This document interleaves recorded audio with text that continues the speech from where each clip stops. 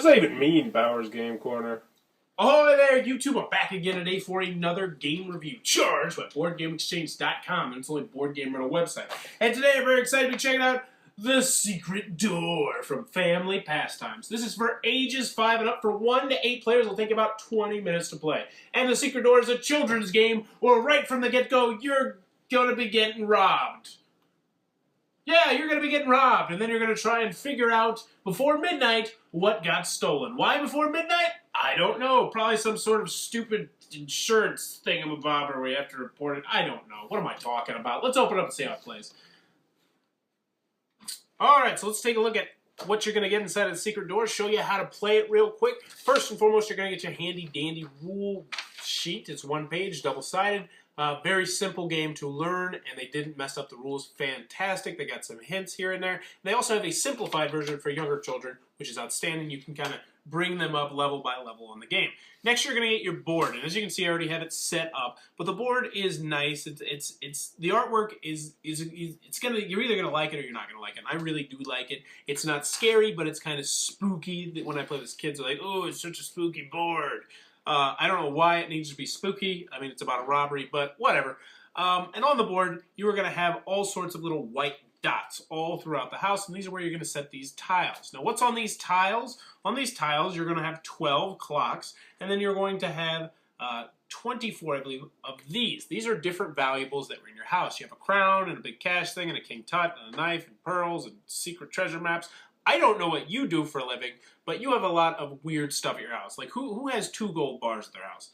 Anyway, I'm getting off the topic. You're going to set down, well, first, when you start the game, you're going to take all of the treasures, and you're going to mix them up into a pile face down, and then you're going to take 3 of those treasures and hide them behind this secret door. Now, at the end of the game, what you're going to have to do is try and guess what treasures are behind this secret door. So, once you've picked out 3 random treasures, you haven't seen what they are, you're going to take all the clocks that you have and you're going to mix them up and set them all in the house face down.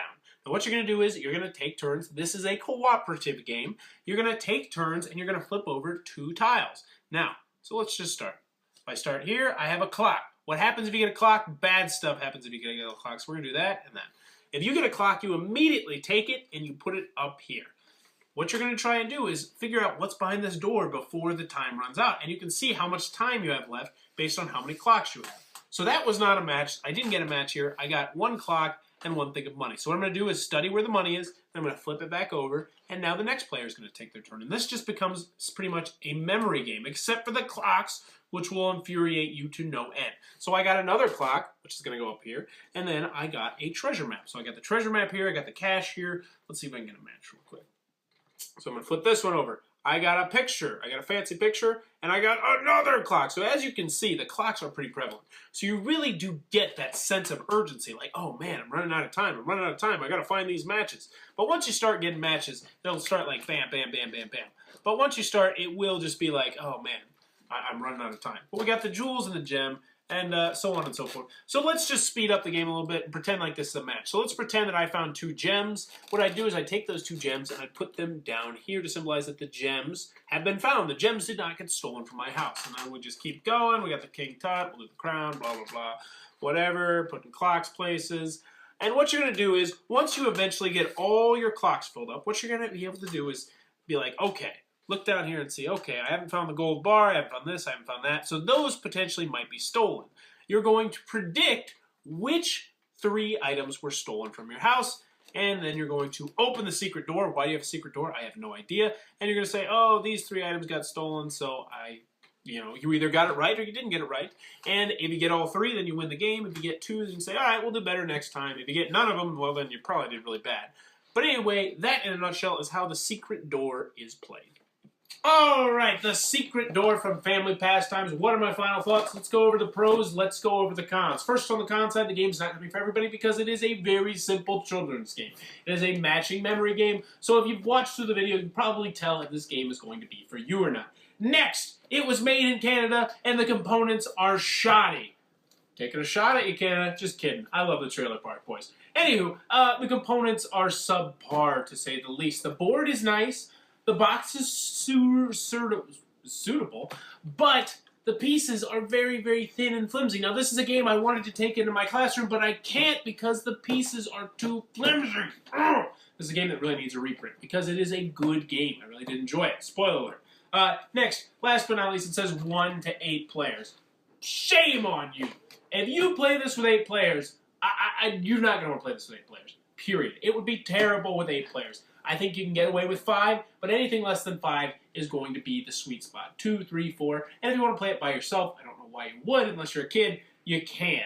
Moving on to the pros, though, I really enjoyed Secret Door. While I will not be taking it into my classroom, I will be keeping it on my shelf so I can play it with my son because it is a lot of fun. Why do I like it? What sets it apart from other memory match games? I love the timing element, where if you flip over a clock, it's like, oh, shoot, that clock goes straight to the top. And there's going to be times where you flip over 2 clocks, you're like, oh, man. And you're like, oh, man, we can't be doing this. We got to get this. And the one thing I really, really enjoy about it is even if time runs out and the clock strikes midnight, you're not done yet. You still can try and guess what got stolen from you, which I really do like that. I like that element of it. Overall, The Secret Door is a great game. The gameplay itself is a lot of fun. I just wish the components would have been nicer. But if you can find it at a thrift store or someplace for cheap and you have a young child, definitely check it out. The Secret Door is well worth your time. If you enjoyed this review, please be sure to subscribe to my channel. Thanks for your time, YouTube. That was a review for The Secret Door. For more reviews and previews, check back at Bauer's Game Corner. Also check out BoardGameExchange.com, the nationwide board game rental service.